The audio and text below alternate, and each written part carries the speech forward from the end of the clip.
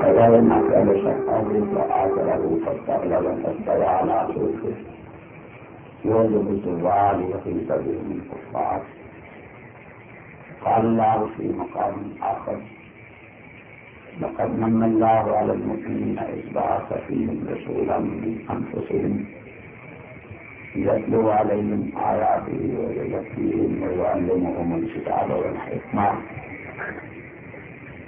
قال رسول الله صلى الله عليه وسلم: إذا ظهرت البدع والفتن وسبت أصحابي فليطع العالم علمه. قال رسول الله صلى الله عليه وسلم: إذا رأيتم الذين يسبون أصحابي فقولوا لعنة الله على أشدكم. قال رسول الله صلى الله عليه وسلم: أصحابي كالنجوم بأيهم اقتديتم اهتديتم. صدق الله وصدق رسوله النبي الكريم.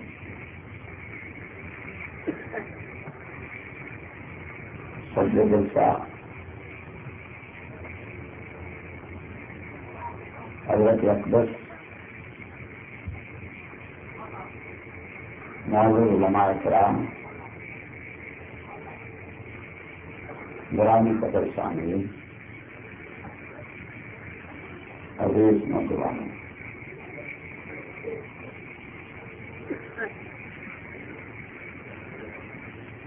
آج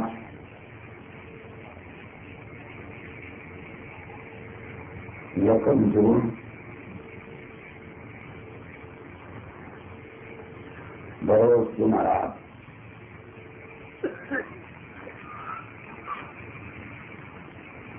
انیس سو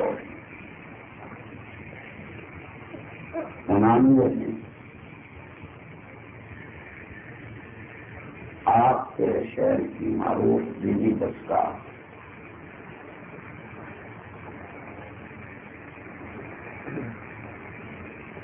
جامعہ دہلیہ کے سالانہ اجتماع میں آپ سے مخاطب ہوں۔ جامعہ دہلیہ سے اس سالانہ اجتماع میں مجھے آپ سے آج پہلی مرتبہ مخاطب ہونے کی سعادت نصیب ہو رہی ہے۔ جامعہ میرے شیخ و مرشد اور ہزاروں مسلمانوں کے شیخ طریقت اور مرشد حضرت اقدس حضرت مولانا محمد عبداللہ صاحب بہنوی نظر اللہ مرتبہ رحمہ اللہ، اللہ ان کی خلبت اقدس پر کروڑوں رحمتیں نازل کرے۔ یہ ادارہ ان کی طرف منسوخ کیا گیا، ان کے قصبے کی طرف منسوخ کیا گیا۔ میں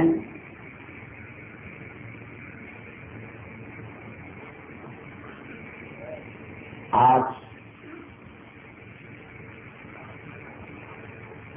مسرت محسوس کر رہا ہوں کہ مجھے اس ادارے میں آپ سے مخاطب ہونے کا شرف حاصل ہو رہا ہے، جو ادارہ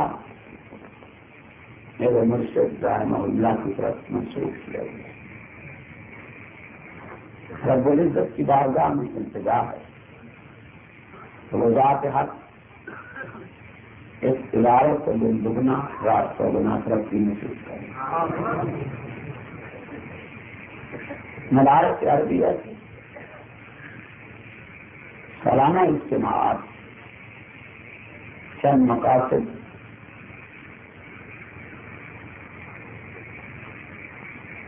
کو سامنے رکھ کر سال میں ایک مرتبہ منعقد کیے جاتے ہیں۔ مدارس کے سالانہ اجتماعات کا بنیادی مقصد یہ ہوتا ہے کہ عوام الناس ادارے کے معاونین کو ادارے کے ساتھ محبت اور تعلق رکھنے والے حضرات ادارے کی سالانہ کارکردگی سے مطلع کیا جائے، آئندہ ادارے کی ضروریات بتلائی جائیں، آئندہ اس کے پروگرام سے آگاہ کیا جائے، ادارے میں تعلیم حاصل کر کے فارغ ہونے والے طلباء سند فراغت کی جائے، انہیں اعزاز سے پاک کیا جائے اور انہیں ان کی آئندہ ذمہ داریوں سے واقف کرایا۔ ساتھ ادارے کا مطلب، ادارے کا موقف وہ عوام الناس پر واضح کیا جائے۔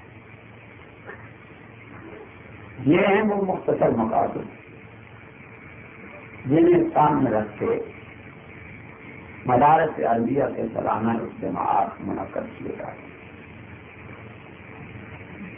آج کے اس اجتماع کی دو حیثیت،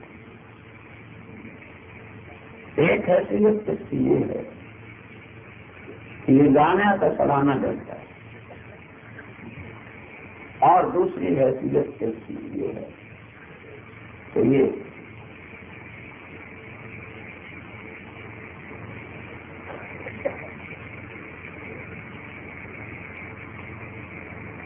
ان افراد کے لیے جو حضرت سے بیعت ہیں،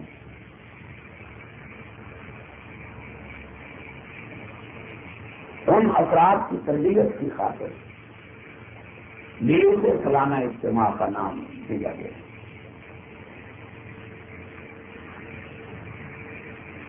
مجھے اجتماع کی، جلسے کی ان دونوں حیثیتوں کو سامنے رکھ کے اپنے خیالات کا اظہار کریں۔ رات تقریباً بیت چکی، اس وقت رات کے ٹھیک 1 بجے جلسے کا یا گفتگو کرنے کا جو صحیح وقت وہ تو بہرحال گزر چکا ہے، لیکن آپ حضرات کی دور دراز سے سفر کر کے کچھ حاصل کرنے کے لیے آئے، اور میں بھی ایک لمبا سفر کر کے کچھ عرض کرنے کے لیے حاضر ہوا۔ اس لیے مجھے اور آپ کو نیند کا خیال کیے بغیر، آرام کی پرواہ کیے بغیر کچھ دیر مزید یہاں جمع رہنا ہے، اور میں یہ امید کرتا ہوں کہ اگر ہم اس نیت کے ساتھ یہاں مزید کچھ وقت موجود رہے کہ ہمیں اللہ اور اس کے رسول کی رضا حاصل ہے، تو جتنی دیر ہم یہاں موجود رہیں گے وہ لمحات میری اور آپ کی اخروی زندگی کو سمجھنے کا سبب بن سکتے ہیں۔ الاعمال بالنیات، عمل کا مدار انسان کی نیت پر۔ نیت ٹھیک ہے، عمل کا نتیجہ بہتر نکلتا ہے، نیت بری ہے، نتائج برے نکلتے ہیں۔ مجھے یہ توقع ہے کہ آپ نیکی ارادہ اور نیکی نیت لے کر جہاں تشریف لائے ہوں گے۔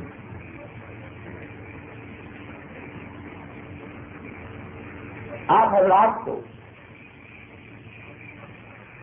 بلکہ پاکستان کی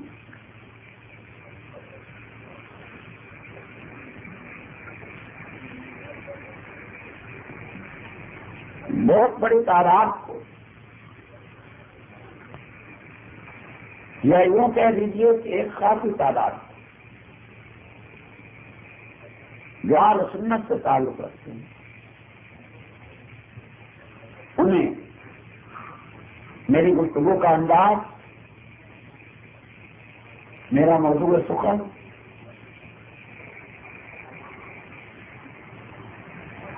میری سوچ اور فکر معلوم۔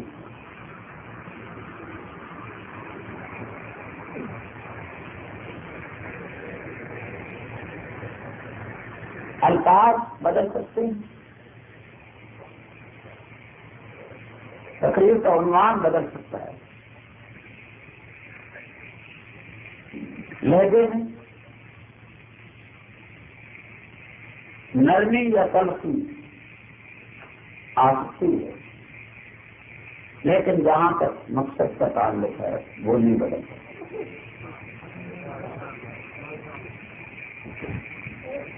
وہ اس لیے نہیں بدل سکتا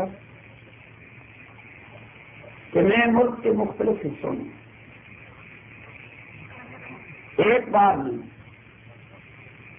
متعدد مرتبہ یہ عرض کر چکا ہوں کہ میں نے اپنے رب سے ایک وعدہ کر لیا اور یہ وعدہ کیے ہوئے بہت عرصہ بھی ہے، اور آپ یہ سمجھتے ہیں کہ وعدہ انسان سے کیا جائے تو اس کا نبھانا بھی ضروری ہے، اور جو مسلمان وعدہ رب سے کرے تو اسے نبھانا اس سے بھی زیادہ ضروری ہے۔ میں آپ کو اپنے دل کی بات بتلا رہا ہوں کہ میں نے اپنے رب سے ایک وعدہ کیا اور اس وعدہ کو بہت عرصہ گزر گیا، آج کا وعدہ نہیں، اور وعدہ بھی یا یہ آج میں نے اپنے خالق سے ایسے حالات میں کیا کہ آپ ان حالات کی سنجیدگی کو سمجھ نہیں سکتے، اور میں شاید اس تفصیل میں نہیں جاؤں گا۔ بہرحال اتنا ضرور عرض کرتا ہوں کہ میں نے اپنے رب سے وعدہ کیا، اور وہ وعدہ یہ ہے کہ زندگی کے جتنے دن باقی ہیں اور جتنے اس میں خود دیے، وہ دن اور وہ ایام، وہ لمحات میں ہر قیمت پر اصحاب رسول اور امہات المومنین رضوان اللہ تعالی علیہم اجمعین کی تعریف، توصیف اور مدح میں گزاروں گا، اور ساتھ دشمنان اصحاب رسول، دشمنان امہات المومنین کی تکفیر کو ملت اسلامیہ پر ہر قیمت میں واضح کرو۔ یہ واضح کا موقف میں نے عرض کیا کہ الفاظ بدل سکتے ہیں، لہجے میں تلخی یا نرمی آ سکتی ہے، لیکن موقف اور منظر نہیں بدل سکتا۔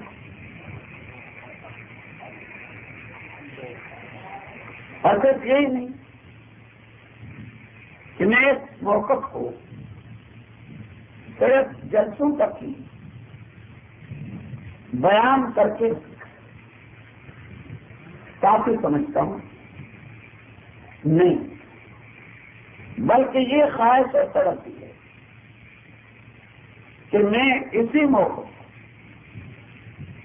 پاکستان کے اس اعلیٰ ادارے میں بھی پیش کرنے کی طرف رکھتا ہوں، جسے پاکستان نیشنل اسمبلی یا پاکستان قومی اسمبلی کہا جاتا ہے۔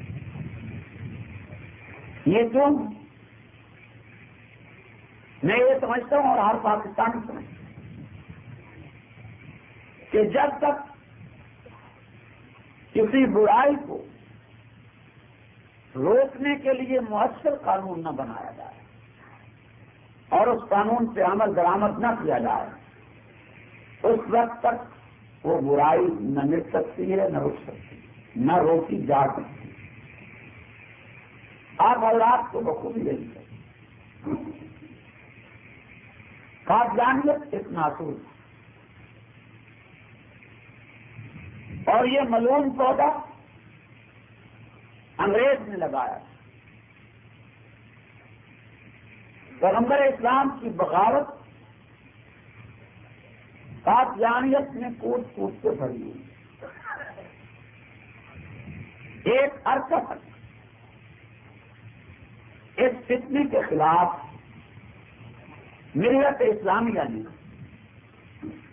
بھرپور جدوجہد کی، علماء، وکلاء، طلباء، دانشور، مشائخ عظام، اولیاء اللہ، سب نے بلا امتیاز قادیانیت کے خلاف اپنی جدوجہد کو جاری رکھا، اور اس راہ میں انتہائی مشکلات سے گزرنا پڑا۔ آج آپ کو شہداء گن نہیں سکتے ہیں جنہیں اس لیے اپنی زندگی سے ہاتھ دھونا پڑا، ان میں قادیانیت کے کفر کو، ان کے اختلاف کو سڑکوں پہ بیان کیا تھا اور ان کے غیر مسلم اقلیت قرار دیے جانے کا مطالبہ کیا۔ اس کے سوا ان کا کوئی اور جرم نہیں، لیکن انہیں بہرحال سنگین حالات سے گزرنا پڑا۔ اتنی بڑی عظیم قربانی دینے کے بعد قادیانیت کی راہ نہیں رکی۔ مسلمان جام شہادت نوش کرتے رہے اور قادیانیت میں اضافہ ہوتا رہا، وہ اور پر پردے کھولتے گئے، لیکن مسلم امہ نے جدوجہد جاری رکھی، مسلسل محنت جاری رکھی، تاکہ ایک دن ایسا آ گیا کہ جب قادیانی مسئلہ اسمبلی میں دیر بات تھا اور وہاں بات یہی چلی کہ قادیانیت اسلام کا حصہ یا کفر ہے، بات کے بعد یہ طے ہو گیا کہ قادیانیت اسلام کا حصہ نہیں بلکہ یہ ارتداد ہے، اور انہیں غیر مسلم اقلیت قرار دیے بغیر کوئی چارہ کار نہیں۔ اسمبلی نے جب اس کو مان لیا اور قادیانیت پاکستان کے دستور میں غیر مسلم قرار پا گئی، تو آج صورتحال بالکل برعکس ہو گئی۔ ایک وقت وہ تھا کہ ہم قادیانیوں کو کافر کہتے تھے تو اگلا دن جیل رات کڑی ہمارا مقدر ہے، اور آج حالات یہ کہ اگر قادیانی اپنے آپ کو مسلمان ظاہر کرتے ہیں تو ہتھکڑی اور جیل ان کا مقدر ہے۔ میں یہ بات کیوں کہہ رہا ہوں؟ یہ ایک دینی ادارے کا جلسہ ہے، اور جب تک علماء سیاسی قوت حاصل نہیں کرتے ہیں تو انہیں بھول جانا چاہیے کہ یہ اپنے دین کا تحفظ کر لے. نہیں، یہ بات ایک ولی کی، ایک کامل ولی کی موجودگی میں اور ولی ابن ولی کی موجودگی میں عرض کر رہا ہوں اور سوچ سمجھ سے عرض کر رہا ہوں کہ جب تک علماء، دینی زعماء سیاسی قوت حاصل نہیں کر لیتے تو اس وقت تک یہ عقائد کو تحفظ نہیں دے سکتے، دین کو تحفظ نہیں دے سکتے. کب تک آپ قرارداد کرتے رہیں گے؟ کب تک آپ ریزولوشن پاس کرتے رہیں گے؟ کب تک آپ احتجاج کرتے رہیں گے؟ بلکہ میں یہ کہتا ہوں کہ کیا ہمیں اس پہ غور نہیں کرنا چاہیے؟ کیا ہم ہمیشہ جلسے میں یہ مطالبہ کرتے ہیں کہ فلاں نے رسول کی توہین کی ہے سزا دو، فلاں نے فلاں صحابی رسول کی گستاخی کی ہے سزا دو، یا یہ ہم قرارداد پڑھتے ہیں کہ ہمارا مطالبہ ہے یہ کرو، یا ہمارا مطالبہ ہے خلافت راشدہ کا نظام نافذ کرو، یا ہم یہ کہتے ہیں کہ ہمارا مطالبہ ہے کہ پاکستان میں اسلامی نظام کو نافذ کرو. ایک عرصہ سے ہم یہ الفاظ جو کہتے چلے آ رہے ہیں کہ ہمارا مطالبہ ہے ایسا کرو ایسا کرو ایسا کرو. سوال یہ پیدا ہوتا ہے کہ ہم مطالبہ ہی کریں یا جس سے مطالبہ کر رہے ہیں اس منصب سے قبضہ کریں.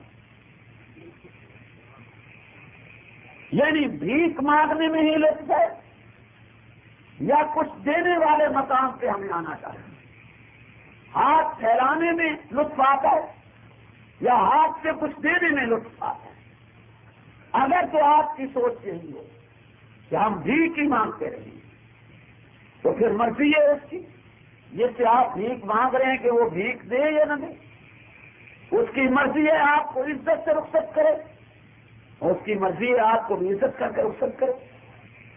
بہتر یہ کہ ہم لین بدل دیں، ہم صرف مطالبے تک اپنے آپ کو محدود نہ رکھیں بلکہ ہم سوچ یہ پیدا کریں کہ جس سے آج ہم مطالبہ کرتے ہیں کہ خلافت راشدہ کا نظام نافذ کرو یا اسلام نافذ کرو، ہم اسی مقام سے اپنے آپ کو خود کیوں نہ لائیں تاکہ مطالبے کی زبان نہ ہو، پھر ہم خود کریں.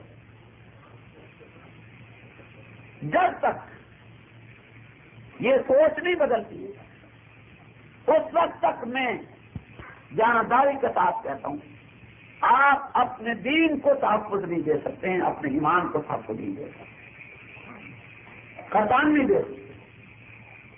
اور یہ بھی میں عرض کر دینا چاہتا ہوں، عام طور پر لوگ اس کا نام سیاست رکھتے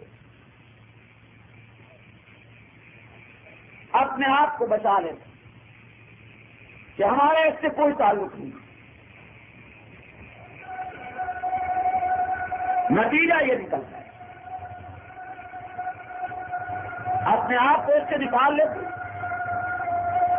نتیجہ یہ نکلتا ہے کہ غلط کار لوگ برسر اقتدار آ کر پھر دینی اقدار کو پامال کرتے ہیں اور ہم صرف اپنے آپ کو مطالبے کی حد تک میدان عمل میں اتار لیتے ہیں. قرارداد، احتجاج، مطالبہ، جلسہ، جلوس یہ کر کے ہم اپنے دل کو تسلی دے لیتے ہیں کہ گویا ہم نے اپنا فریضہ ادا کر دیا ہے، ہم اپنے فرض منتقلی سے عہدہ برآ رہے ہیں.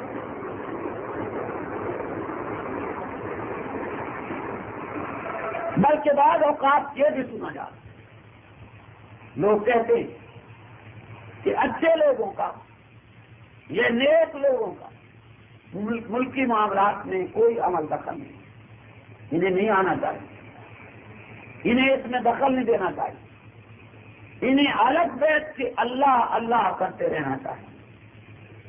یہ سوچ پیدا کی گئی، یہ سوچ پیدا کرنے کے لیے دشمن اسلام نے وقت صرف کیے، دولت صرف کیے، ذہن صرف کیے، قلم صرف کیے، اور مقصد اس کا یہ تھا دشمن اسلام کہ وہ اس طرح اچھے لوگوں کو اس ادارے سے نکال باہر کریں گے کہ جس ادارے میں بیٹھ کر ملک اور قوم کی قسمت کے سنوارنے کے اسباب و ذرائع مہیا کیے جا سکتے ہیں، اور بہت بڑی تعداد ملک اس لین سے لگ گئی کہ واقعی ہمیں الگ تلگ بیٹھ کے اللہ اللہ کرتے رہنا چاہیے، حکومت کوئی اور کرے ہمیں اس سے بات نہیں۔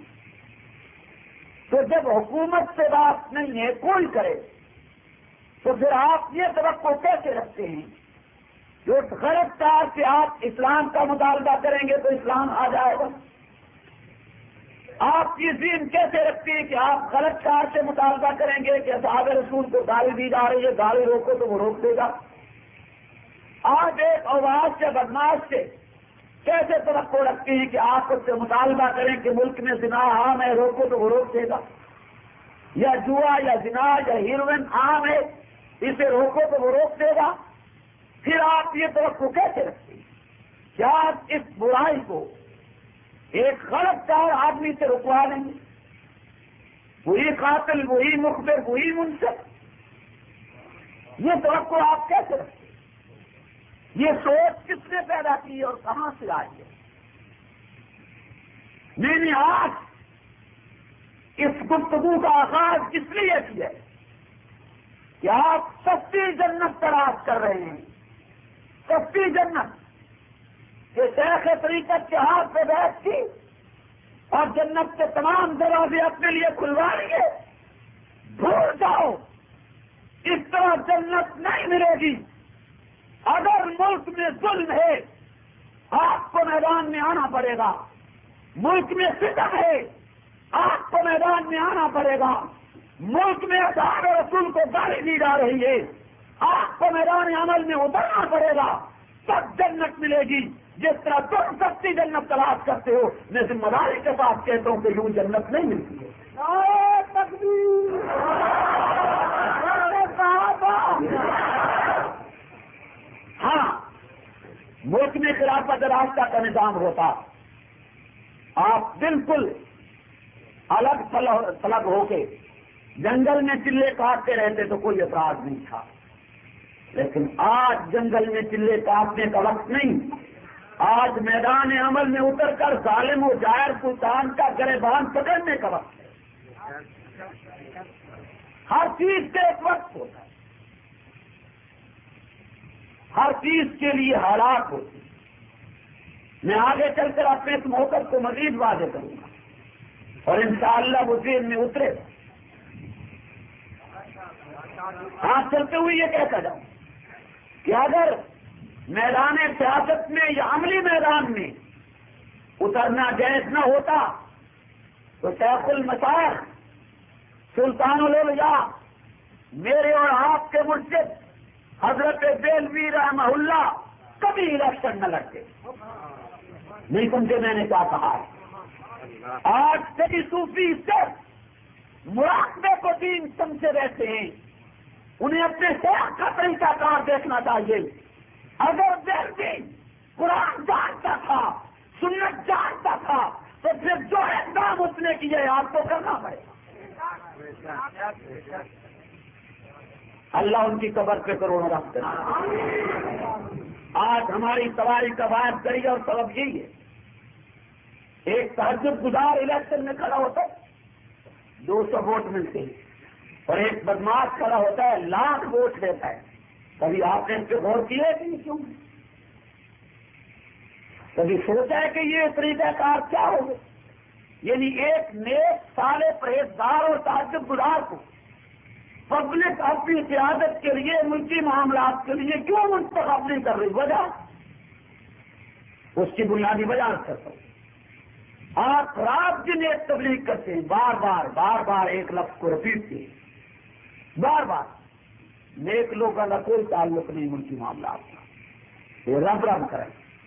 پھر جب حالات ایسے آتے ہیں اور آپ میدان عمل میں اترتے ہیں تو وہی آپ کے پڑھائے ہوئے، آپ کے شاگرد، آپ کے تربیت یافتہ آپ کو جواب دیتے ہیں حضرت تسی سے بڑے نیک لوگ ہو، تھوڑا کی تعلق ہے کیا کرنا، تسی کیوں آ گئے؟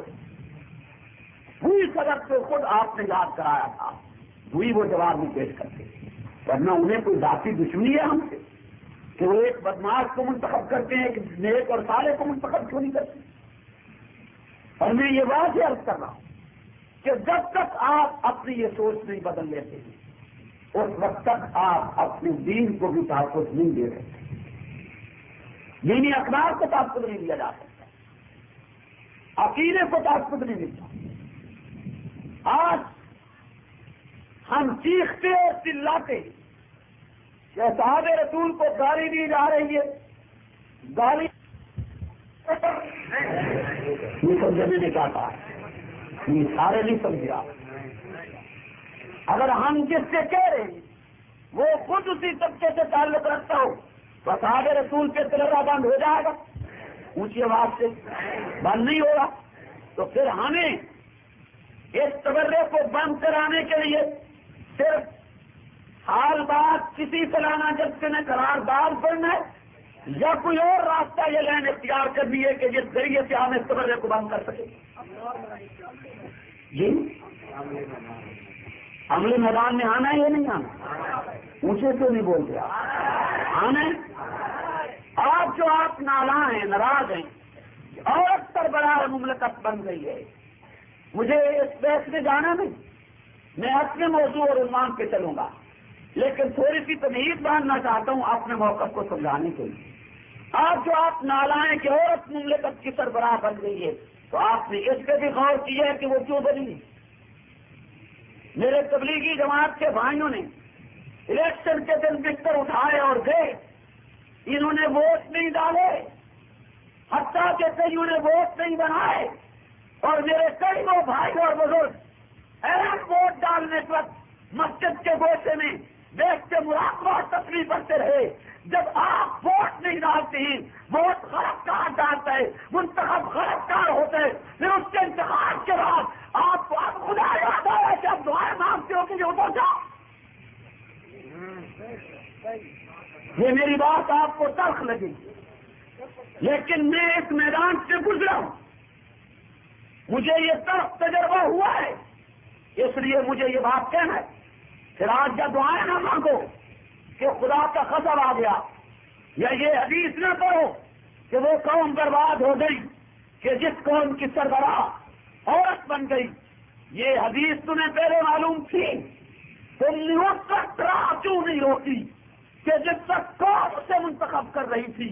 تم نے اس وقت دورے کیوں نہیں کیے جب اس کی راہ روکی جا سکتی تھی؟ آج محض دعاؤں سے ہٹا لو گے، آج محض اپنے آپ آنسو بہا کر ہٹا لو گے، آج صرف جب سے بھی روایت پڑھ کے ہٹا لو گے، آج صرف جب سے بھی قوم کو غیرت دلا کے ہٹا لو گے؟ نہیں، مولویت اپنے آپ کو بدلے، مولویت میدان میں آئے، مولوی جب کام میں وہ اذان نہیں دیتا ہے، قوم اسے ووٹ کیسے دے؟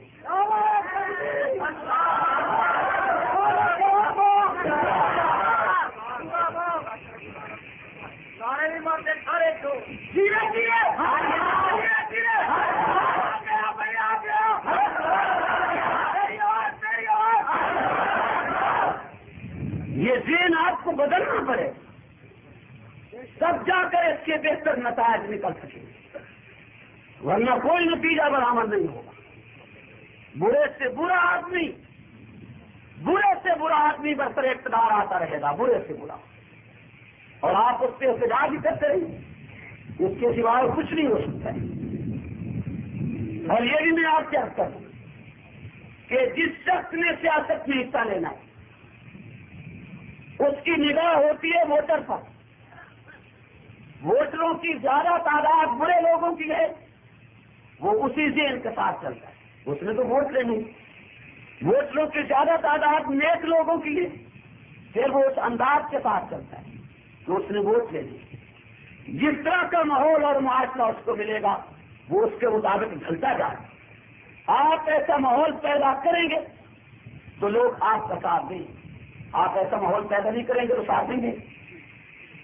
اور میں آپ کو اپنے مختصر سے تجربے کی بات عرض کر رہا ہوں. ہم مایوس نہیں، صرف کام کی کمی ہے، مایوسی نہیں. میں نے ایک تھوڑا سا تجربہ کیا آپ کے سامنے. بے سر و سمانی کے عالم میں نے الیکشن لڑا، 39,000 کچھ 100 ووٹ حاصل کیے ہیں. اس 15ویں صدی میں پنجاب کی دھرتی پر کوئی غریب آدمی اور وہ بھی مسجد کا مولوی اتنی بڑی تعداد میں ووٹ لے، یہ بظاہر تعجب نظر آتا ہے. لیکن میں تجربے کی بات عرض کر رہا ہوں. جب موقف قوم کو سمجھایا جائے، چاہے کوئی کتنا ہی غلط کار کیوں نہ ہو، اس کے دل میں ایمان کی رمق باقی ہے، اس کے دل میں دین کی محبت ہے، وہ ساتھ دیتا ہے. لیکن ساتھ لینے کے لیے بھی تو کوئی حرکت ہمیں کرنی چاہیے یا نہیں کرنی چاہیے؟ کیا خیال ہے؟ اونچی آواز سے کرنی چاہیے اور بلند آواز سے. آپ کسی کی خوشی میں شریک نہ ہوں، کسی کی غمی میں شریک نہ ہوں، کسی کے دکھ درد میں شریک نہ ہوں، کسی کو پوچھنے نہ جائیں، تو کیا سمجھتے ہیں آپ کے لوگ آپ کا ساتھ دیں گے؟ نہیں دیں گے. یہ نفسیاتی چیز ہے، یہ فطرت ہے انسان کی. جی کرو گے جی کراؤ، جی نہیں کرو گے تو مفت میں پوجنے کے لیے کوئی نہیں آتا.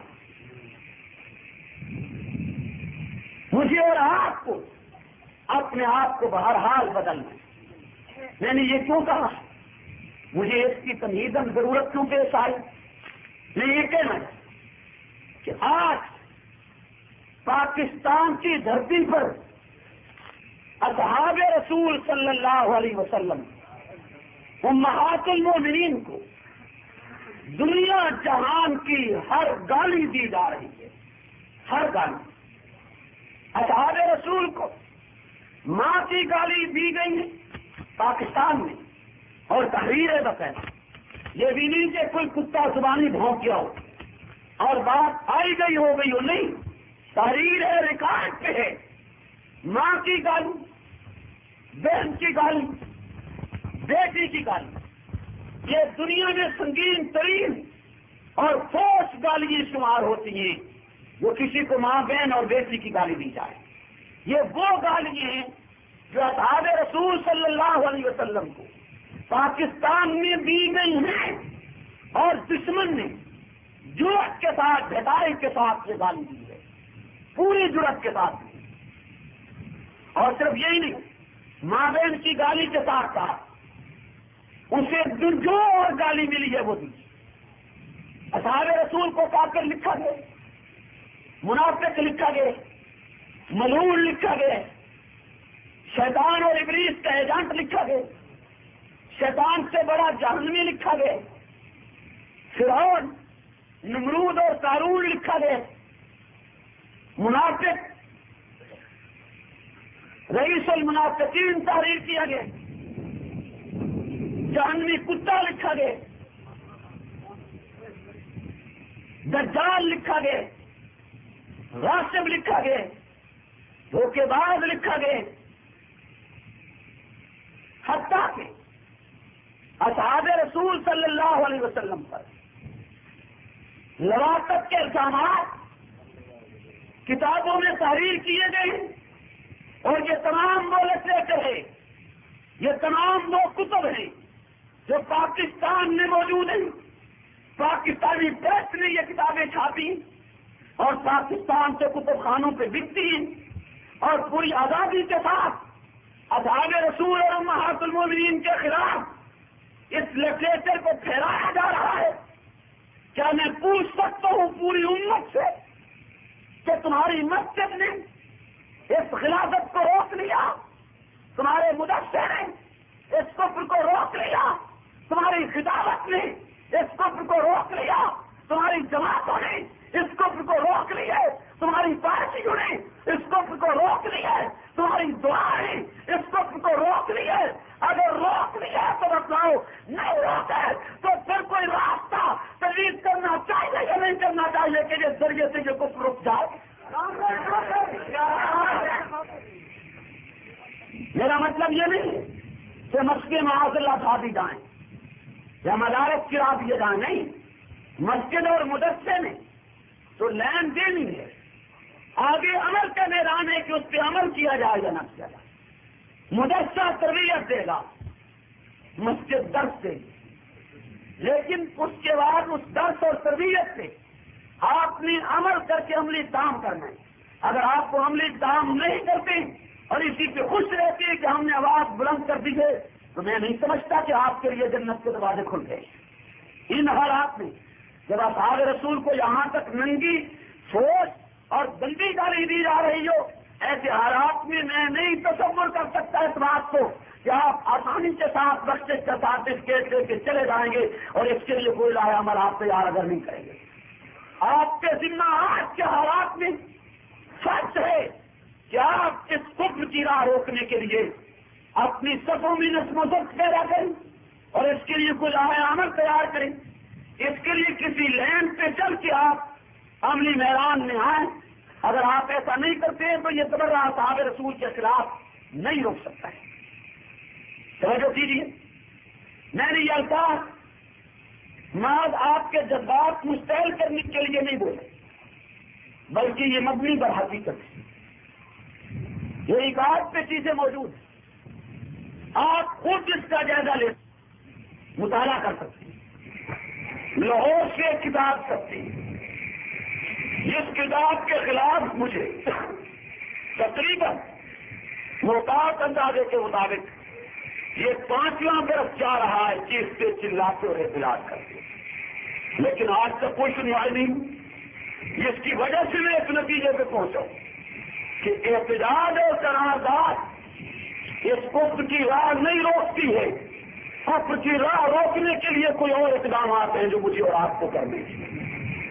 یہ کتاب لاہور سے شائع ہوئی، کلیدہ مناظرہ کے نام سے شائع ہوئی، اور اس کتاب کا بدترین کاتب مصنف اس میں تحریر کرتا ہے کہ معاویہ ابن ابی سفیان کی نانی، دادی اور والدہ تینوں صنعتکار اور فائدہ ہوتے تھے۔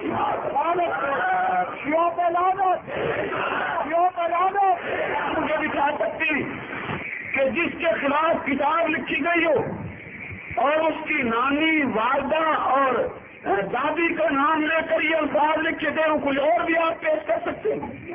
کوئی مولوی، کوئی پیر، کوئی مرشد، کوئی سیاسی لیڈر، کوئی حکمران، مل جائے گی کتابیں، ترکیب مل جائے گی ایک دوسرے پر، لیکن یہ الفاظ آپ کسی عام آدمی کے لیے بھی مجھے تحریر کیے ہوئے دکھا سکتے ہیں کہ وہ اس نے لکھے اور پھر آزادی کے ساتھ وہ مصنف ملک میں پھر تو کس حد تک طرح یاد ہے یہ سنت کی کہ صحابی رسول کی ماں، نانی اور دادی کے یہ الفاظ ہوں، اور پھر اس کے لیے کوئی قانون نہ ہو، ضابطہ نہ ہو، اور اس کافر کی زبان اور قلم کوئی نہ روکے، نہ ملک روکے، نہ حکومت روکے، نہ امت روکے۔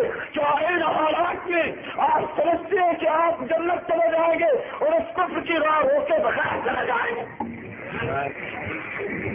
اس خلافت اور کفر کی راہ روکنے کے لیے آپ کو تیار ہونا پڑے گا، اور میں اسی لیے واضح کہنا چاہتا ہوں، ہمیں کچھ لوگ تشدد پسندی کا تانا دیتے، تلخ نوائی کا تانا دیتے، لیکن ہم اس تانے کو برداشت کرتے۔ میری سوچ یہ ہے کہ جب تک ہم اہل سنت کو اس بات پہ آمادہ نہیں کر لیتے کہ شیعت کفر کا نام ہے، اسلام کا نام نہیں ہے، جب تک ایک ایک سنی بچہ اس سین پر نہیں بنا لیا جاتا، اس وقت تک صدیق کے دشمن کا نہ قلم توڑا جا سکتا ہے، نہ زبان پکڑی جا سکتی ہے، نہ حکومت کو مجبور کیا جا سکتا ہے کہ وہ ان کافروں کو تختہ دار کے لٹکائے۔ تو ہر کام کرنے کے لیے زمین تیار کرنی پڑتی ہے، ہر کام کرنے کے لیے میدان بنانا پڑتا ہے، ہر کام کرنے کے لیے طریقہ کار تجویز کرنا پڑتا ہے۔ مسجد تعمیر کرنی ہے تو مسجد کے فضائل بتلانا پڑتے ہیں، مسجد بنانی ہے اس کے لیے پیر کا انداز اختیار کرنا پڑتا ہے، مدرسہ بنانا ہے اس کو کامیاب کرنے کے لیے، طلبا لانے کے لیے اساتذہ معتبر لانے پڑتی ہے، اساتذہ سے پروپیگنڈا کرنا پڑتا ہے، اشتہار دینے پڑتی ہے، تعلیم کا نظام بہتر کرنا پڑتا ہے۔ ہے, خدا کا نظام بہتر کرنا پڑتا ہے. کوئی بھی کام آپ نے وہ ایڈورٹائزمنٹ مانگتا ہے, محنت مانگتا ہے, اس کے لیے وہ اسباب آپ پورے کریں گے, وہ کام مکمل ہو جائے گا. مسجد کے فضائل نہ بتلائیے, آویز نہ پڑھیے, ترغیب نہ دلائیے, ہاتھ نہ پھیلائیے, لوگوں کے پاس نہ جائیے, جہاں کریے کھڑی رہے گی. کوئی خود بخود آ کے نہیں بنائے گا. مدرسے کی عادت کھڑی کر دیجیے. کہا میرا ساتھ سے نہ لائیے, ایک طالب علم بھی پڑھنے کے لیے نہیں آئے گا. کہا میرا ساتھ سے لاؤ, اشتہار نہ دو, پروپیگنڈا نہ کرو, اعلان نہ کرو, ایک بھی نہیں آئے گا. جب ہر کام ایڈورٹائز ہے, ہر کام محنت مانگتا ہے, تو یہ کام بھی محنت مانگتا ہے. جب تک شیعہ کے کفر, اعتراض, دخل, سیاست کو چوکوں پر, چوراہوں پر, بستیوں میں, گلیوں میں, شہروں میں, اطلاعات میں, چوکوں چوراہوں, روڈوں پر عام نہیں کرو گے, حکومت شیعہ کے منہ میں لگام نہیں دے گی.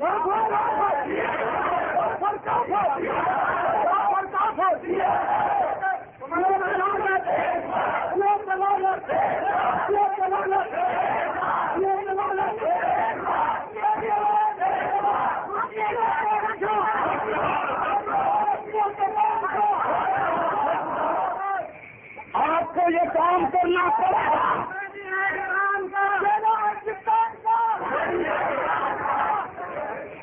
آپ کو یہ کام کرنا پڑے گا. اگر آپ یہ سمجھتے کہ یہ تلخی ہے, اس تلخی کے بغیر پھر آپ اصحاب رسول سے تبرہ نہیں بن کر سکتے, نہ آج تک کرایا جا سکتا. پہلے تمہیں شیعت کو ناسور بنانا پڑے گا, پہلے شیعت کو لوٹ بوٹی ثابت کرنا پڑے گا, پہلے شیعت سے خنزیر کی طرح نفرت دلانا پڑے گی.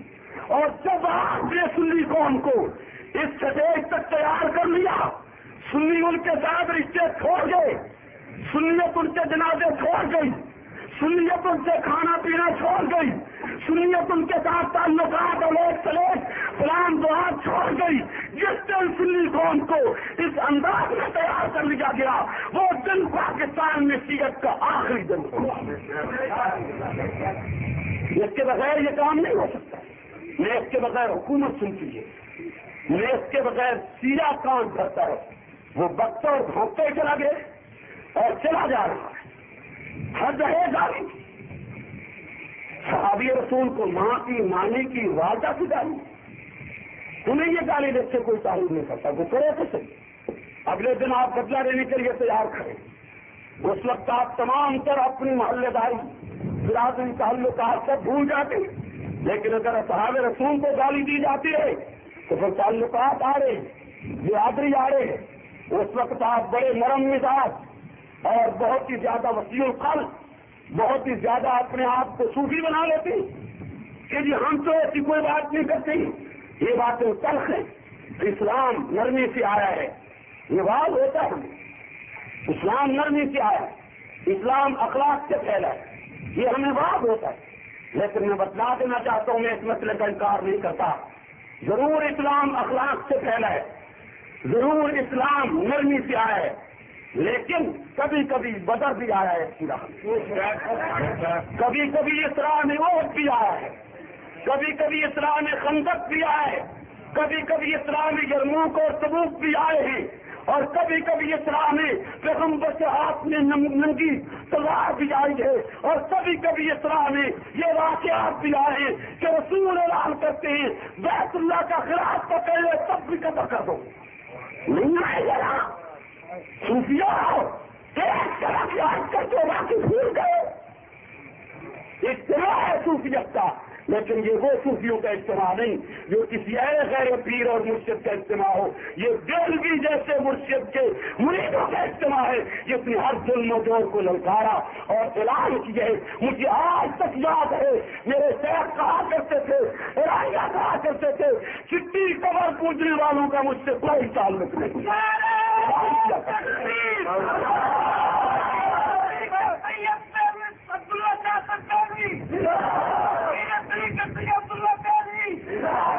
میں اس لیے یہ عرض کر رہا ہوں کہ ہم ان شیخوں کے, ہم ان پیروں کے قائل نہیں ہیں جو حقائق پہ پردہ ڈالنا جانتے ہوں. ہم انہیں کے قائل ہیں جو حقائق کو اعلانیہ بیان کرنا فرض سمجھتے ہیں، جو میدان عمل میں بوقت ضرورت اترنا ضروری سمجھتے ہوں، جو ظلم و جور کی آنکھ میں آنکھ ڈال کے بات کرنا ضروری سمجھتے ہوں، ہم ان پیروں، ان مرشدوں، ان شیخوں کے قائل ہیں۔ ہماری یہ تاریخ ہے۔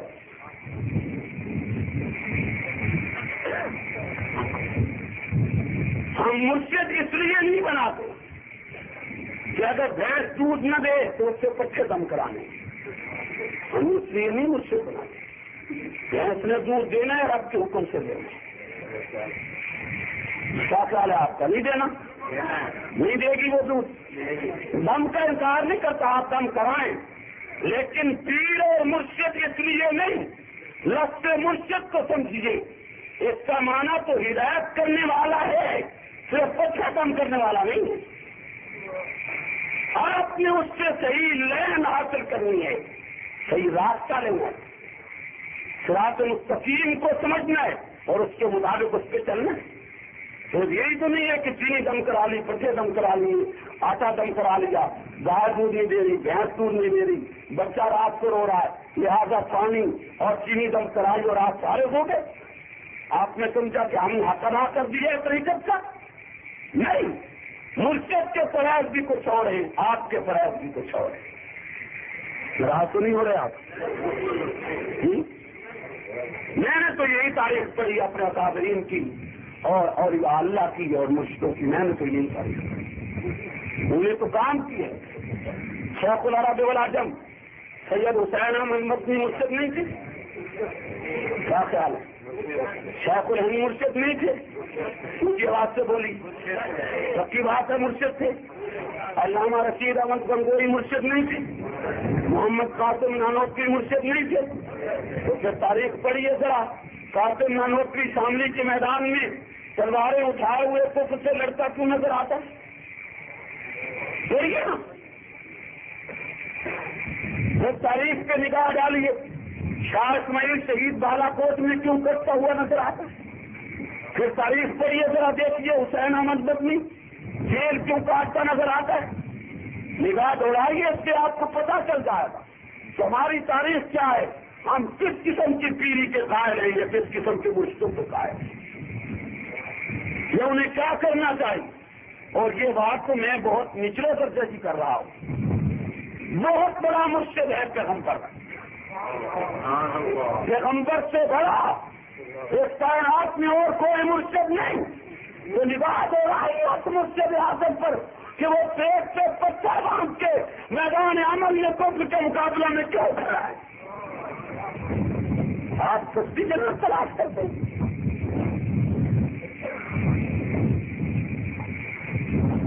میرا قدر میری باتیں ترک تو نہیں؟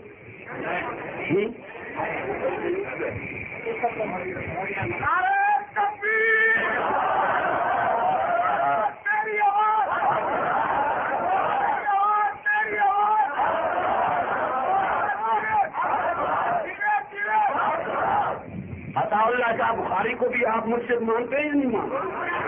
رحمت اللہ تعالی علیہ مجمعین، مانتے ہیں آپ مرشد؟ جی، عسکری پہنی ہے انہوں نے، میری جیل کاٹی ہے، مصیبتیں جھیلی ہیں، مشکلات جھیلی ہیں، جیل میں چکی پیسی ہے، اس لیے یہ سارے کام ہوئے ہوں گے کہ وہ شخص شرارتی تھا۔ کہہ دیجیے، ذرا جسارت کر کے کہہ دیجیے، تو کیوں یہ سب کچھ پھر کیوں ہوا ہے اور کس لیے ہوا ہے؟ یہ سبق نہیں ہے تاریخ کا میرے اور آپ کے لیے کہ جب بھی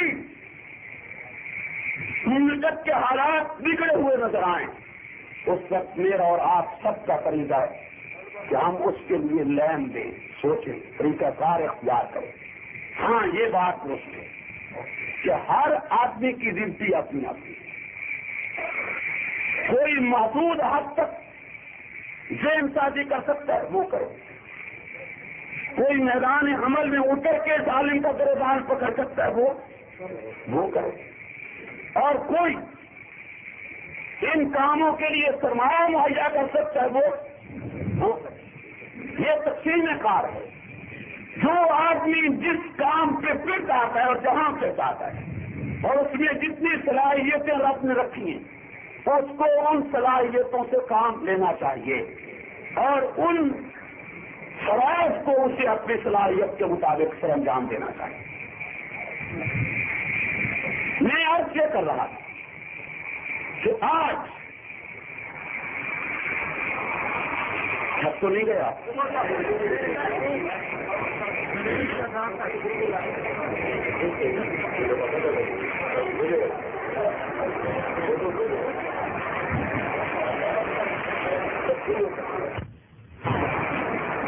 اصحاب رسول صلی اللہ علیہ وسلم اس انداز میں جو گالی دی جا رہی ہے مجھے اور آپ کو اس گالی کی راہ روکنی ہے یا نہیں روکنی ہے؟ کیسے روکنی ہے؟ میرے سامنے یہ عام اجتماع نہیں، میں رات دن جلسوں سے خطاب کرتا ہوں اور یہ قدرتی بات ہے کہ جو آدمی اس طرح ملک میں پھرتا ہو اور آئے دن نئی جگہ نئے لوگوں سے خطاب کرتا ہو وہ چہرے بھی پہچان لیتا ہے اور نفسیات کا ماہر بھی بن جاتا ہے. میرے سامنے آپ عام مجمع نہیں، یہ مجمع کچھ جنگ کا ہے، کچھ پشاور کا ہے، کچھ دیر اسمیر خان کا ہے، کچھ ملتان کا ہے، کچھ صحیح کا ہے. آپ گنے چنے ہوئے خاص دین لیے ہوئے یہاں موجود ہیں، اس لیے مجھے آج عام تقریر نہیں کرنی، مجھے تقریر بھی اس ڈھنگ کی کرنی ہے جس ڈھنگ کے آپ ہیں. میں پہچانتا ہوں آپ یہاں شوج آباد کے شہر کے لوگ کم ہیں. صحیح کہتا ہوں یا غلط کہہ رہا ہوں؟ ہاں شوج آباد شہر کے لوگ کم ہیں اور دور دراز سے آئے ہوئے زیادہ ہیں اور جو آئے ہیں وہ ایک عقیدت لے کے آئے، ایک سوچ لے کے آئے، ایک دین لے کر آئے. وہ اگرچہ یہ اجتماع اتنا بڑا اجتماع نہیں ہے، اس میں عام کانفرنسوں کی ہوتی ہے، لیکن ایک لحاظ سے یہ اجتماع بہت بڑا اجتماع ہے کہ عام کانفرنسیں جو شہروں کے چوکوں اور چوراہوں پہ ہوتی ہیں اجتماعات بڑے ہوتے ہیں لیکن وہ اسی شہر کا محدود اجتماع ہوتا ہے. یہ اجتماع گویا ملک کا نمائندہ اجتماع ہے، اس میں ہر شہر کا ہر قصبے کا آدمی تقریباً پورے پنجاب سے بیٹھا ہے. اس لیے مجھے لین وہ دینا ہے کہ جو پورے پنجاب میں کام کرے، وہ لین نہیں دینا ہے کہ جو ایک محدود حلقے پر کام کرے. میں نے سوچ سمجھ کے یہ لین اختیار کی ہے یا یہ طرز گفتگو اختیار کی ہے. میں پاگل نہیں ہوں، یہ میدان ہے میرا رات دن کا تقریر اور تقریر. چہرے پہچان سے بات کرنے کے ہم لوگ عادی بن جائیں گے. قدم بڑھاؤ ہر تمہارے سمجھ ہے.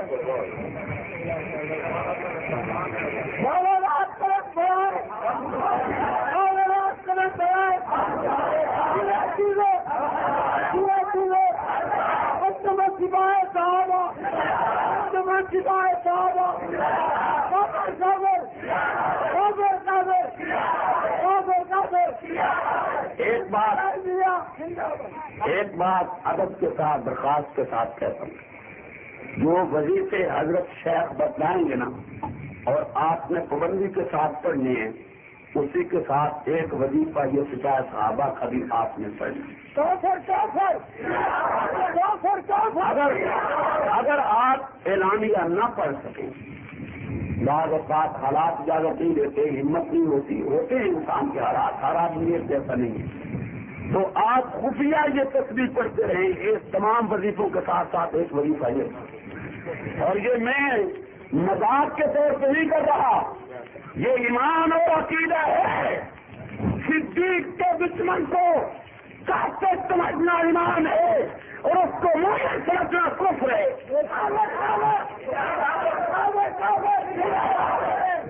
رب کی عبادت کے منکر کو کافر سمجھنا ایمان، محمد کی رسالت کے منکر کو کافر سمجھنا ایمان، قیامت کے منکر کو کافر سمجھنا ایمان، خاتم الانبیاء کی ختم نبوت کے منکر کو کافر سمجھنا ایمان، صدیق کی صحابیت کے منکر کو کافر سمجھنا ایمان ہے.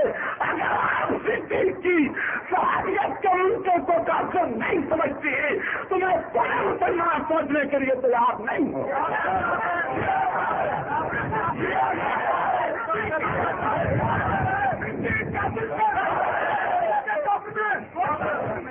اور یہ بات جذباتی نہیں ہے، یہ بات جذباتی نہیں، یہ بات میں نے دیکھو سے سمجھے نہیں کہی ہے، قرآن لفظ کرتے ہیں صاحب فی الغار اذ یقول لصاحبہ لا تحزن الحمد للہ۔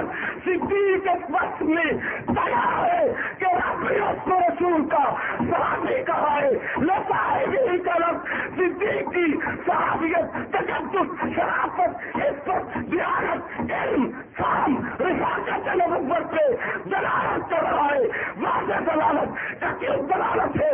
لہذا ابو بکر کی صحابیت کا انکار اسی طرح کفر ہے جس طرح رب کی وحدت کا انکار، رسول کی رسالت کا انکار کفر ہے۔ جو صدیق کی صحابیت کے منکر کو کافر نہیں سمجھتے، دین ہے سب کافر ہے، منکر ہے سب کافر ہے، ملا ہے سب کافر ہے، لیڈر ہے سب کافر ہے، حکمران ہے سب کافر ہے۔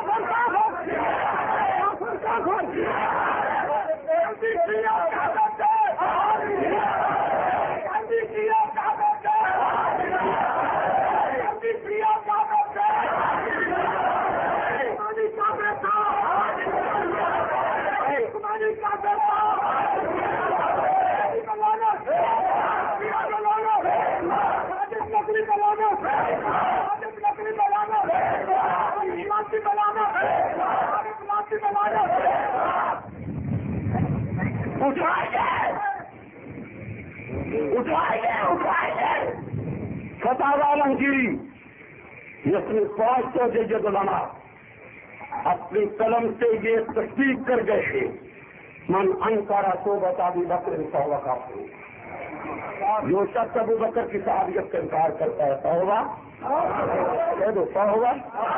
کافر۔ میں تم یہ کہنا پڑا، میں کون ہوتا ہوں اتنی بڑی بات کی؟ میں نے اصحابین کے فتوے کو نقل کیا ہے، میرا اتحاد نہیں۔ ہاں ایک بات ضرور کہتا ہوں، اور مجھے تحدیث بن نعمت کے طور پہ کہنی چاہیے، وہ ضرور کہتا ہوں کہ اسٹیج پر اعلانیہ شیعہ کے کفر کو امام اہل سنت عبد الشکور لکھنوی کے بعد اس بڑے تقریر میں حق لباس نے بیان کیا ہے، تحدیث بن نعمت کے طور پہ کہتا ہوں۔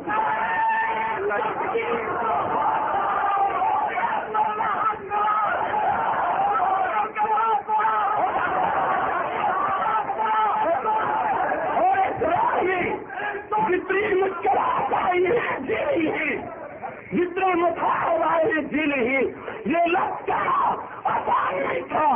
شیعت کا آج ساتھی ہوتا ہے، شیعت کے ہاتھ میں آج ابتدا ہے، شیعت کے ہاتھ میں آج صحبت ہے۔ ان تمام حالات کے پیش نظر اور باوجود میری ان کے کفر کو تقوام کیے، جرات کیے، اعلان کر کے کیے، اکثر سے کیے، سچائی سے کیے، قرآن و سنت کے دور کی روشنی میں کیا تھا، کرتا ہوں، کیا کروں گا۔ شیعہ کل بھی کافر تھا، آج بھی کافر ہے، قیامت کی سیوا تک کافر رہے گا۔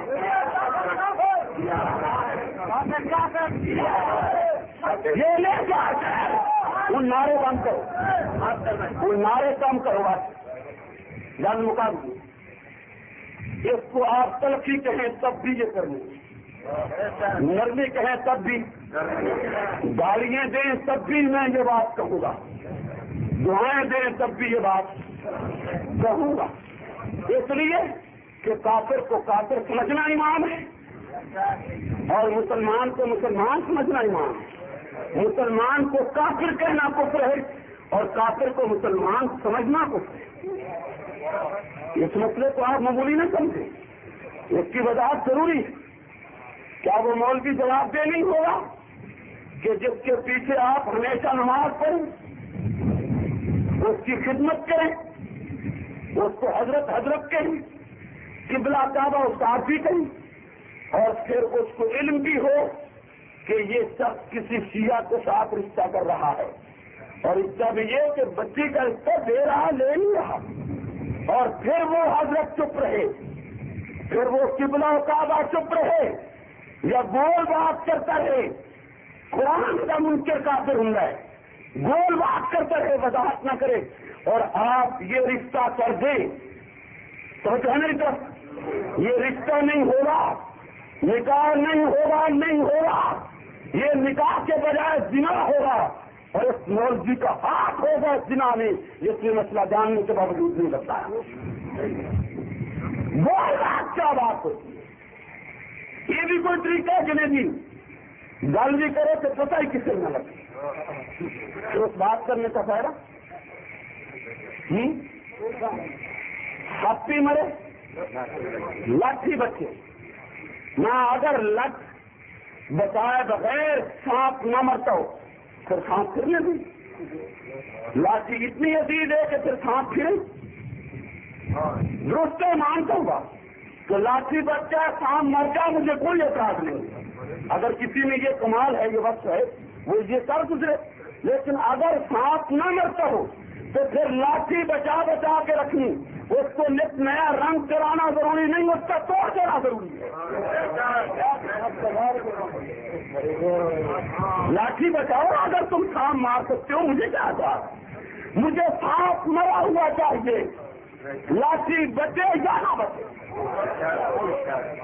مجھے لاٹھی کے تقدس سے بات نہیں، سانپ کی زہر سے بات، تمہیں کب ختم ہو، جس راستے آپ اسے ختم کر سکتے ہیں کریں، طریقہ کار سے اختلاف نہیں ہے، اصل جڑ کو ختم کرنا۔ آپ لاٹھی بچا کر سام مار لیں مجھے کوئی اعتراض نہیں، اور میں اگر لاٹھی توڑ کے سام مار لوں تو آپ کو اعتراض نہیں ہونا چاہیے، طریقہ کار اپنا اپنا، لیکن سانپ مرنا چاہیے یا نہیں مرنا چاہیے؟ سانپ کی زہر پھیلتی رہے، سانپ کی زہر سے آدمی قتل ہوتے رہے، مرتے رہے، اور ہم اس سانپ کو اس لیے کچھ نہ چاہیے کہ اگر اس انداز میں کچھ کرتے تو لاٹھی ٹوٹتی، اس لاٹھی کو کرنا کیا ہے، تازیہ بنانا اس لاٹھی، بات تو سانپ کے زہر سے کہ وہ ختم کب ہوگی اور کیسے ہوگی، یہ زہر نہیں، اس سے زہر زیادہ اور کیا ہوگی، انتہائی گندی اور غلیظ سے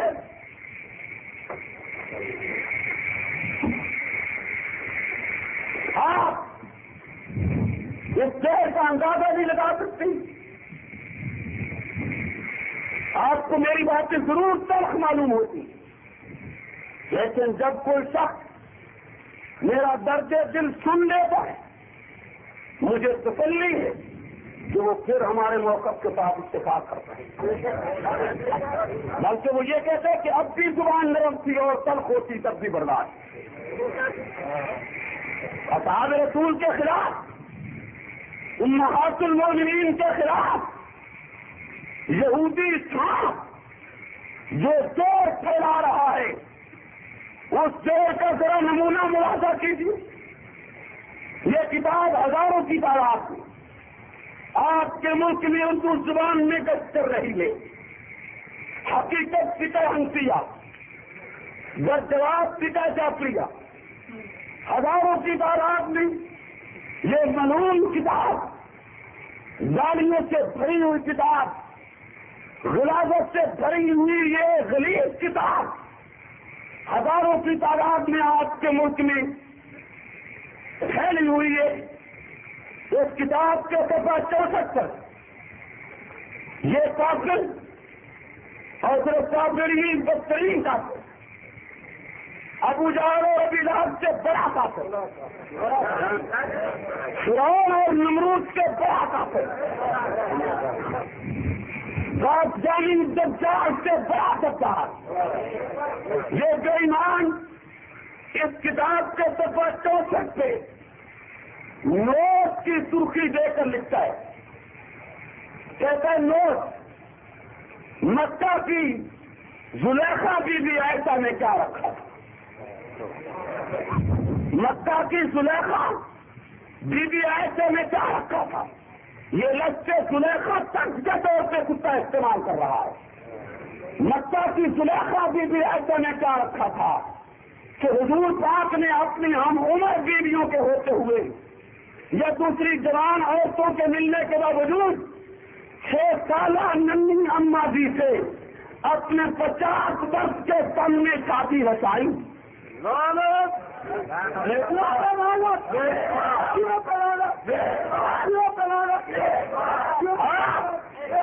شاید عبارت کی خلافت نہیں سمجھے ہیں. یہ صرف سیدہ ایسا سے کام نہیں کر رہا بلکہ براہ راست رسول کو گالی دے رہا ہے. لفظ شادی رچائی احترام کا لفظ نہیں ہے.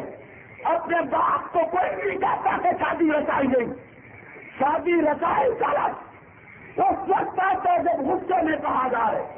یہ کتا رسول کو لفظ شادی رچائی کا کہہ رہا ہے اور ساتھ یہ کہتے کہ ایسے میں تھا کیا کہ نبی نے اس کے ساتھ شادی کی ہے اور عورتیں جو موجود تھی تو 6 سالہ لڑکی کے ساتھ 50 سال کی عمر میں کہتے ہیں نبی کیوں شادی کر رہا ہے.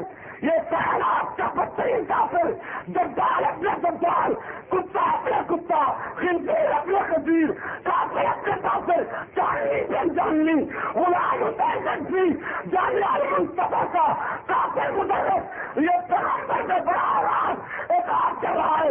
نبی پہ تنقید کر رہا ہے. نبی کو کہتا تو نے ایسا سے شادی چوکی تھی اور اس میں رکھا گیا تھا. اس سے بڑا گستاخ رسول پاکستان کی دھرتی پہ اور کوئی نہیں ہے. یہ شخص سوائے موت کے رشتے تھے. یہ شخص تختار سے رشتے تھے لیکن کب لگے گا جب تم منظم ہو کے سڑکوں سے آؤ گے. قدم بڑھاؤ قدم بڑھاؤ. تمہاری موجودگی میں پیغمبر کے ساتھ تم بتلاؤ تم نے کلمہ کیوں پڑھا.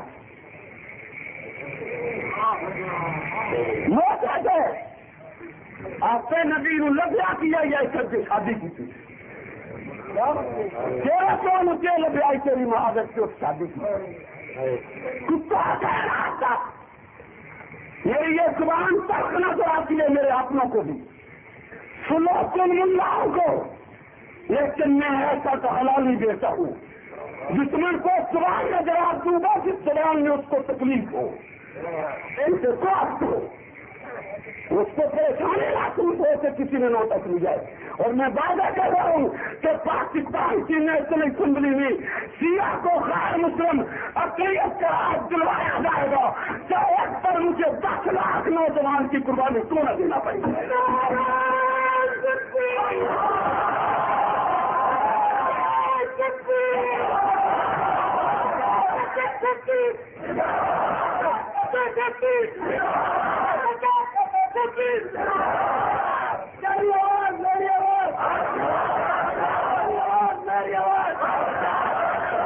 اس کافر کی آگ یہیں ٹھنڈی نہیں ہوئی. کسی کتاب میں مزید لکھتے ہیں کہتے ہیں ایسا کوئی امریکن نیم ایسا کوئی برطانوی لیڈی تھی انداز ہے کہ کافر کے انداز اس کا لے جاتے اور اردو زبان میں اور پاکستان میں یہ کتاب بھی موجود ہے مسلط بھی موجود ہے روانہ کیسے اور کوئی قانون حرکت میں نہ ہو. مولوی اپنی آؤ تم عورت کے سوال کو ہوتے ہو میں ان کافروں کو ہوتا ہوں. یہ کافر ایک دھرتی کو صاف کرنے زیادہ ضروری ہے. عورت کی سربراہی سے مسئلے بات نہیں ہے. میں متفق ہوں کہ عورت مملکت کی سربراہی ہونی چاہیے. یہ امت کے لیے آزاد ہے وبال ہے مجھے مسئلے سے اختلاف نہیں لیکن میں کہنا یہ چاہتا ہوں کہ ان کافروں کے لیے بھی کوئی انتظام کرنا چاہیے یا نہیں کرنا چاہیے. یہ کرنا چاہیے آنا چاہیے امت کو سڑک پہ یہ نہیں آنا چاہیے. آج کھڑا کر سکتا اس چیز کے پھر اگر آپ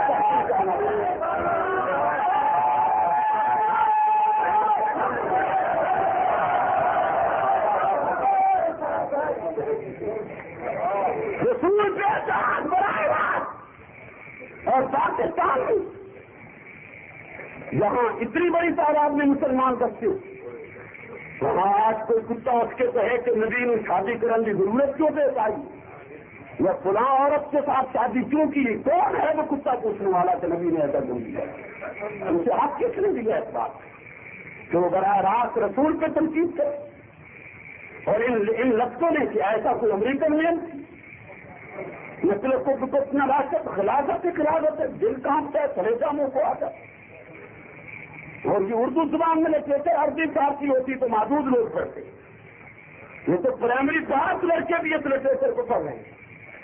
اور یہ کفر بڑی واضح، یہ کفر بڑی واضح تعداد میں واضح لفظوں میں پھیلایا جاتا ہے۔ یہی بے ایمان اسی کتاب میں ایک دوسرے مقام پہ لکھتا ہے، کہتا ہے ایسا نبی تو روزے میں دفن نہیں ہونا چاہتی تھی، کیوں؟ کہتے ہیں اس لیے کہ اسے اپنے کرتوت معلوم آپ سے کوئی نہیں لکھتا کہ اس کے کرتوت ایسے تھے، ایسا کہ آج تو کتے تھے اس کے کرتوت ایسے تھے، بس کرتوت اور المومنین چلیے، اور اس المومنین چلیے جس کا حجرہ جنت بنا، اس کے لیے تو کافر گئے کہ اسے کرتوت معلوم تھے۔ تم اپنی کرتوت سامنے کئی باندھا کتیا کیسے گھر تک پہنچ گئے؟ یہ وہ درد ہے جو خدا کی قسم ہمیں چین کی نیند نہیں سونے دیتا۔ میری چوتھا بازی نہیں ہے، یہ وہاں 16 لوائی حقائق ہے۔ قیامت کے دن میرا دل یا میری شخصیت یا میرا وجود آپ کو بتائے گا کہ میں منافق تھا جو سچا تھا۔ آج میں کیسے تمہیں تسلی کراؤں کہ میرا دل چاہتا ہے؟ میں کیسے تمہارے دماغ میں بات ڈال سکتا ہوں کہ میں کیوں رو رہا ہوں؟ آپ نہیں تمہیں یقین آتا تو قیامت کے دن تو آنا ہی، آپ بھی موجود ہوں گے، میں بھی موجود ہوں گا۔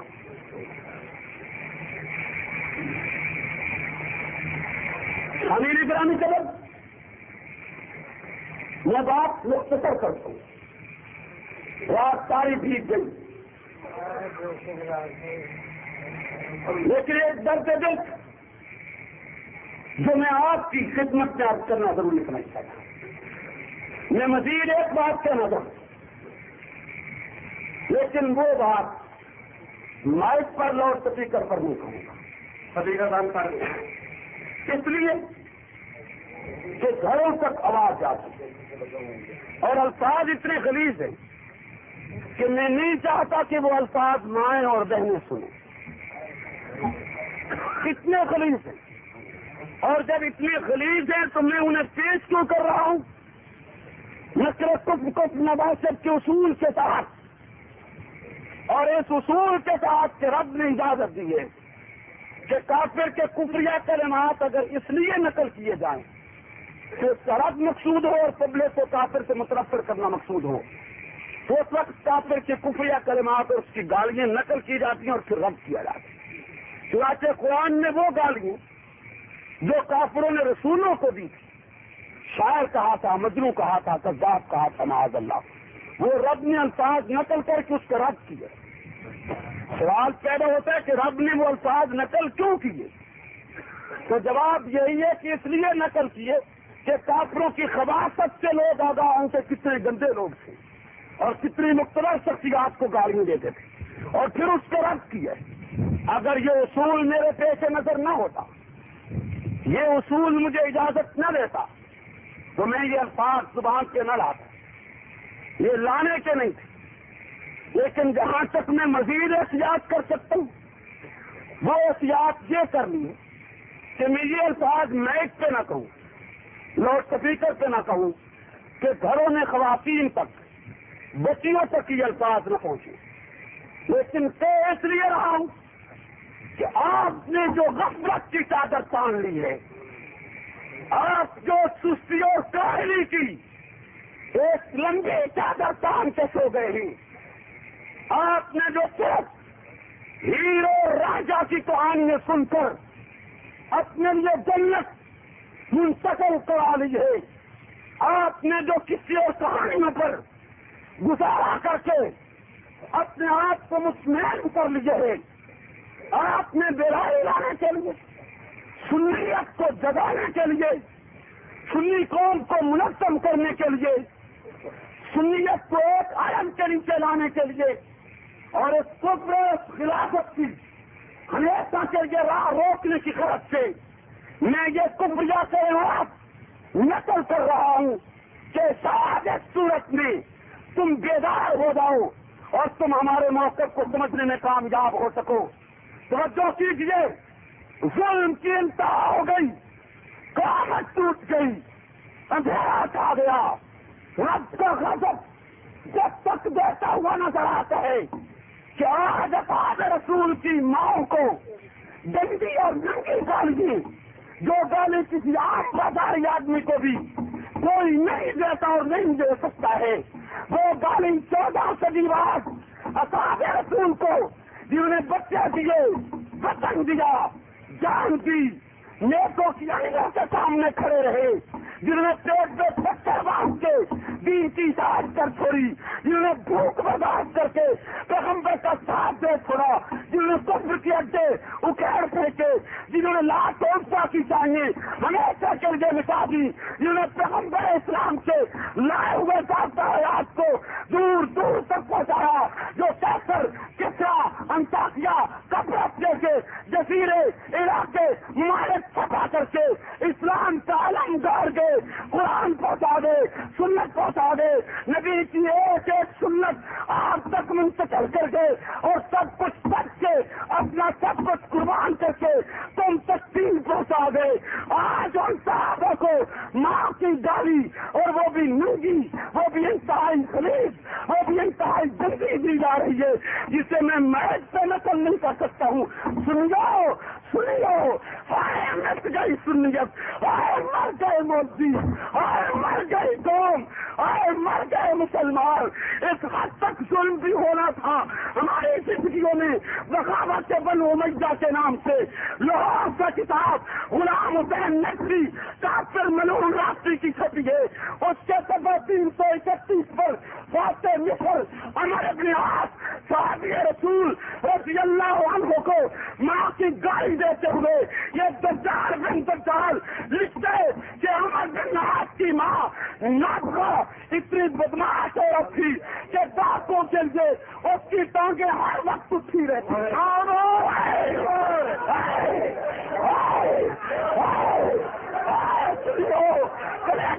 کو آتا ہے بتلاؤ میں کہاں جاؤں کہ در پہ دستک دوں. میں آج مشکل مرشد کی قبر پہ دستک دیتا ہوں، میں آج مرشد کے در پہ دستک دیتا ہوں، میں آج مرشد کے گھر دستک دیتا ہوں. مجھ کو بتلاؤ میں کہاں جاؤں. ایسا تک ڈالی یہاں تک کیا بنا ہمارے سو گئے 1400 سال بعد مادی گال اور وہ بھی اتنی گندی اور اتنی غلیظ. میں کہاں جاؤں؟ مجھے راہ بتلاؤ، مجھے دو بتلاؤ، مجھے راہ بتلاؤ. میں مرنے کو پھر رہا ہوں، مرنے کو. جانا چلے طرح سے میرا لگ جاتا ہے. کوئی سودا بازی اور پسند نہیں ہے. سچے ہو سے سے مجاہد میں نے اولاد کے نام وصیت رکھ دیے کہ میرا وجود بھول جاؤ. تمہارا مالک میں کیا کیا تمہیں کے لیے جان دے جاؤ گے، آگے رکھ جانے اس کی پیاری مخلوق جانے.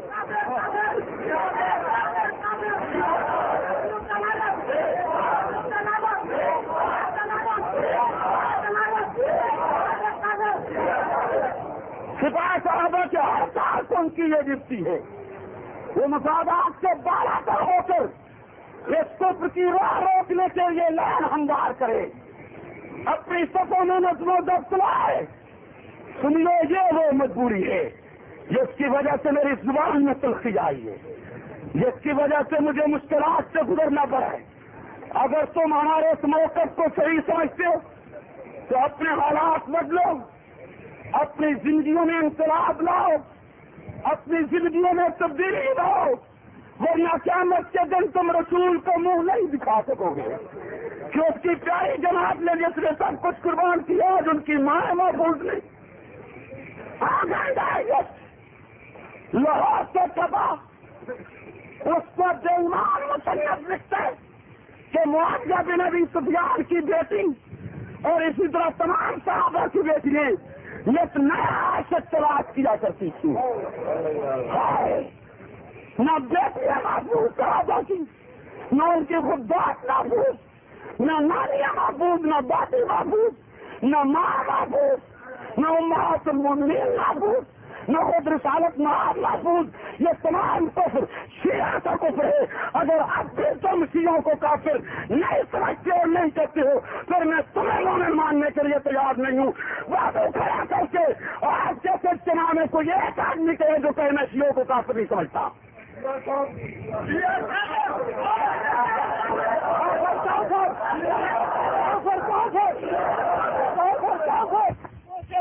سے آئے ہو تم پورے پنجاب کی مٹی بیٹھے ہو، پورے ملک کی نمائندگی ہے. کہیں سے ایک، کہیں سے دو، کہیں سے 4 آدمی آئے ہیں. دبا رہنا میں نے پیغام پہنچا دیا ہے، دبا رہنا میں نے حجت پوری کر دی ہے، دبا رہنا میں نے تمہیں کافروں سے کفر سے مطلع کیا ہے، دبا رہنا میں نے تمہیں بتایا کہ صحابہ پاکستان میں مظلوم ہو گئے، دبا رہنا کہ ہمارا یہ درد دل تھا جو تمہارے سامنے رکھا ہے. اللہ کے گھر میں، اللہ کے گھر میں کھڑے ہو کر لا الہ الا اللہ محمد الرسول اللہ کلمہ پڑھ کے بتلا رہا ہوں. ٹھہریے، کلمہ پڑھ کے عرض کر رہا ہوں کہ ہم اس میں منافق نہیں ہیں. یہ جب سے میرا کاروبار نہیں ہے، یہ رات دن کے سفر میرے پیٹ کے لیے نہیں ہے، میرا رب جانتا ہے. یہ درد دل ہے جو میں امت کے سامنے رکھنا چاہتا ہوں اور رکھتا چلا جا رہا ہوں. اور اس امید پر کہ کبھی اس مٹی میں درخیزی آئے گی، اس امید پر کہ کبھی یہ پودے رنگ لائیں گے، اس امید پر کہ کبھی امت میں بیداری آئے گی. میری زندگی میں نہ آئی تو مجھے توقع ہے میری موت کے بعد آ جائے گی. لیکن میں صحابہ کے سامنے جانے کا منہ نہیں رکھتا ہوں کہ ہم زندہ سے تمہاری بیٹیوں کو گالیں، ہم زندہ سے تمہاری ماں کو گالیے، ہم زندہ سے تمہاری نانیوں کو گالیے. ہم کیا وہ دکھائیں گے قیامت کے دن. سنیو، وقت ہے کہ بیدار ہو کے میدان میں آؤ تاکہ ان کافروں کے قلم، زبان، قدم ہمیشہ کے لیے روک لیے جائیں. اگر تم ایسا کام نہیں کرتے ہو تو مجرم ہو. یہ درد دل ساتھ میں رکھنا تھا اور رکھ دیا. آپ پورے ملک سے آئے ہیں. میں امید کرتا ہوں کہ آپ ہمارے اس پیغام کو ان مقامات تک بھی پہنچائیں گے جہاں ہم نہیں پہنچ سکتے ہیں. اور میں یہ بھی امید کرتا ہوں کہ آپ سپاہ صحابہ کا ساتھ ہر جگہ دیں گے جہاں جہاں آپ جائیں گے. آپ ان نوجوانوں کے ہاتھ بتائیں گے، صاف دیں گے. ہم نے فیصلہ کن اقدام ہم نے کرنا ہے، لیکن اس سے پہلے ایک تیاری ضروری ہے. اور میں پر امید ہوں کہ میری قوم، سنی قوم، ہمارے اس موقع کو سمجھنے کے بعد سے بھی اتفاق ہی نہیں بلکہ عملاً میدان میں آنے کے لیے تیاری کرے گی.